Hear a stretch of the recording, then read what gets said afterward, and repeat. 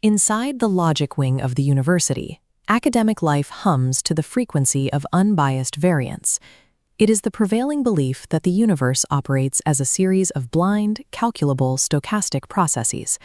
But the equations of quantum probability eventually reach a stalemate. Today, the Administrative Senate is paralyzed, deadlocked over the future of the classical logic department, with no mathematical model to break the tie. To resolve the impasse, the dean suggests a coin toss behind closed doors. It is proposed as a farce, a quick, modern tool to bypass a failure of logic and settle a chore. Modern logic relies on this sterile version of chance. When systems fail, we turn to the illusion of blind math to make our hardest decisions for us. Professor Julian Vance views this deadlock as a summons. While his colleagues reach for pocket change, Vance is mentally cataloging a much older, darker architecture. He understands the etymology of sortilegium. Source, to gather your lot. Legere, to read. In this framework, randomness is a mask for a patient, deliberate will. Vance operates on the conviction that a roll of dice or a flip of a coin is never actually blind. The deadlocked vote represents an unacknowledged invitation for the universe to speak.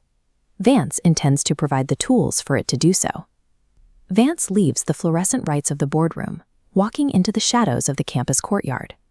The humid night air presses against his face as he rejects the modern quarter. He reaches for 14th century artifacts unburied from a medieval vault in Occitania.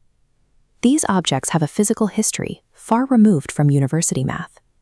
These tools belong to practitioners operating in the heavy, stone-walled silence of the Middle Ages, treating the cast of lots as inquiry into the divine. The tools are sheep knucklebones.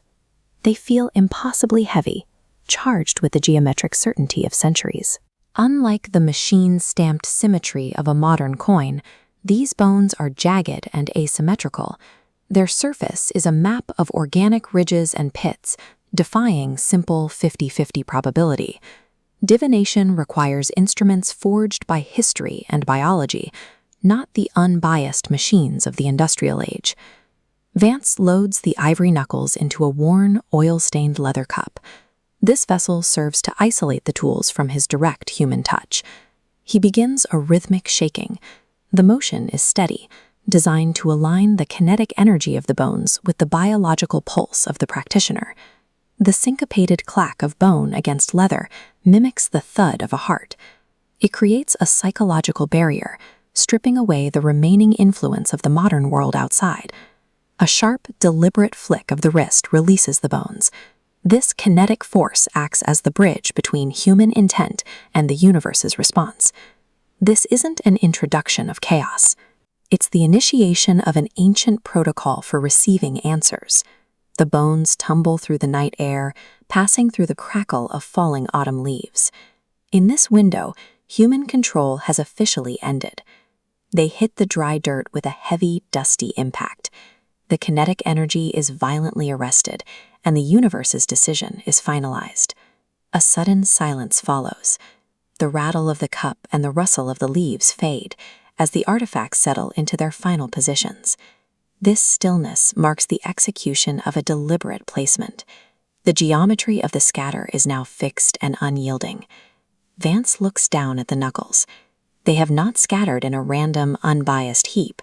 They have formed a sharp, esoterically aligned matrix in the dirt.